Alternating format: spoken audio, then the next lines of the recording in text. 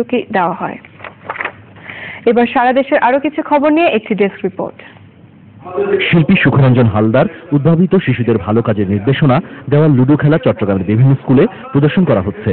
শিশুরা এই খেলা খেলে ভালো কাজে শিক্ষা অর্জনের পাশাপাশি আনন্দ উপভোগ করছে। মাগুরা প্রেস ক্লাব মিলনায়তনে অনুষ্ঠিত হয়েছে যক্ষ্মা নিয়ন্ত্রণ কার্যক্রম সর্বস্তরের অংশগ্রহণ শীর্ষক গোলটেবিল বৈঠক।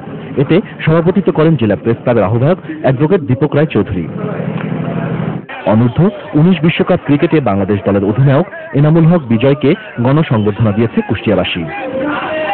পাবনায় সেবামূলক প্রতিষ্ঠান মর্জিনা লতিফ ট্রাস্টের সভা অনুষ্ঠিত হয়েছে। ট্রাস্টের মহাসচিব আলহাজ আব্দুল লতিফ বিশ্বাস এতে সভাপতিত্ব করেন। বঙ্গবন্ধু শাহাদাত বার্ষিকী উপলক্ষে শরীয়তপুরের বিলাসপুরে মিলাদ ও দোয়া মাহফিল অনুষ্ঠিত হয়েছে। এতে প্রধান অতিথি ছিলেন সংসদ সদস্য বি.এম. মোজাম্মেল হক। চলতি বছর থেকে মেডিকেল কলেজগুলোতে এমবিবিএস ও বিডিএস কোর্সের এসএসসি ও এইচএসসির জিপিএর ভিত্তিতে সরকারিভাবে ভর্তির নিয়মের প্রতিবাদে বগুড়া প্রেস ক্লাবে সংবাদ সম্মেলন করেছে পুনর্বহাল বাস্তবায়ন কমিটি।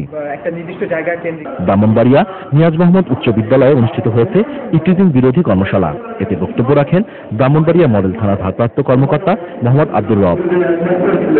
বঙ্গবন্ধু শেখ মুজিবুর রহমানের শাহাদাত বার্ষিকী উপলক্ষে বঙ্গবন্ধু পরিষদ চট্টগ্রাম বিশ্ববিদ্যালয়ের উদ্যোগে সেমিনার ও আলোচনা সভার আয়োজন করা হয়। এতে সভাপতিত্ব করেন অধ্যাপক ডক্টর খান তৌহিদ ওসমান। ময়মনসিংহে নারী নির্যাতন প্রতিরোধ দিবস উপলক্ষে উদীচী মিলনায়তনে আলোচনা সভা অনুষ্ঠিত হয়েছে। জাতীয় শোক দিবস উপলক্ষে যশোরে বিজ্ঞান ও প্রযুক্তি বিশ্ববিদ্যালয়ে আলোচনা সভা অনুষ্ঠিত হয়েছে। কুড়িগ্রামের বিশিষ্ট ক্রীড়া সংগঠক ও সাংবাদিক হাবিবুল আবেদিন স্মরণসভা অনুষ্ঠিত হয়েছে। National desk, channel I. সাতক্ষীরায় সপ্তাহব্যাপী রেফারি প্রশিক্ষণ কোর্স শেষ হয়েছে। জেলা ফুটবল অ্যাসোসিয়েশন ও ফুটবল রেফারিজ অ্যাসোসিয়েশন বাফুফের তত্ত্বাবধানে নতুন ফুটবল রেফারি প্রশিক্ষণ কোর্সের আয়োজন করে।